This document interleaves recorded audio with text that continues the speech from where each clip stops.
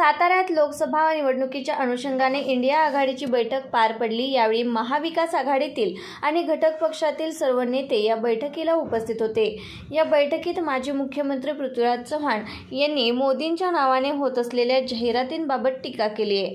सध्या देशभरात मोदी की गॅरंटी अशी केंद्रातून जाहिरात सुरू आहे। ही जाहिरात केंद्र सरकारच्या नावाने केली तर आपण समजू शकतो, मात्र मोदी एक उमेदवार आहेत, त्यांचा प्रचार सरकारी पैशाने करणे हे योग्य नाही। याविषयी आम्ही निवडणूक आयोगाकडे तक्रार नोंदवणार आहोत।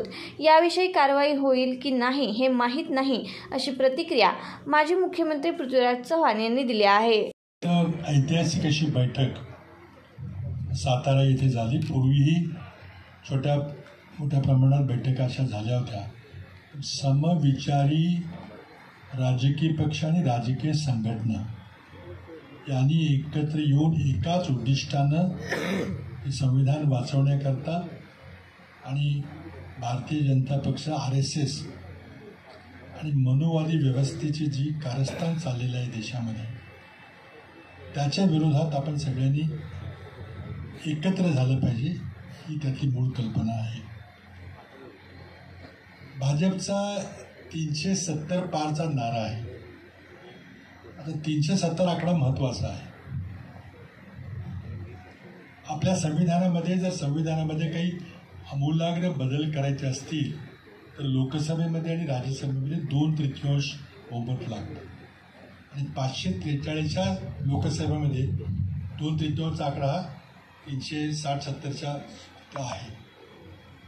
त्याचा दृष्टी स्पष्ट आहे की एकतर कायद्याने सर्व संविधान बदलून टाकायचं किंवा इतकं त्याचा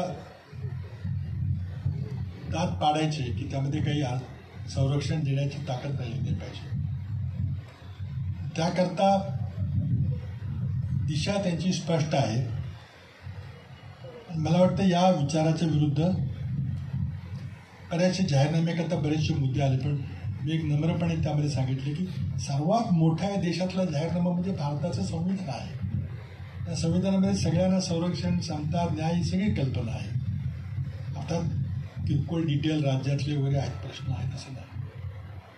आज भाजपच्या नेत्यांनी ब्रिटिशासारखी डिवाइड अँड रूल ही पॉलिसी अंमलात आणलेली आहे।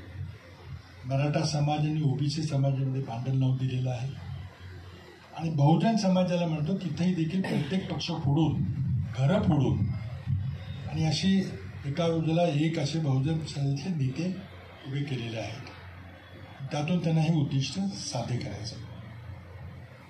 आज EVMचा एक मुद्दा इथं चर्चेला आला। EVMच्या बद्दल आणि स्टेट बँकेने इलेक्शन बॉन्डच्या बद्दल पारदर्शकता आणण्याकरता जो सुप्रीम कोर्टाने निवाडा दिला आहे तो लोकसभा निवडणुकीच्या आज जाहीर झाला पाहिजे। त्याकरता आंदोलन करण्याची दिशाही ठरवलेली आहे।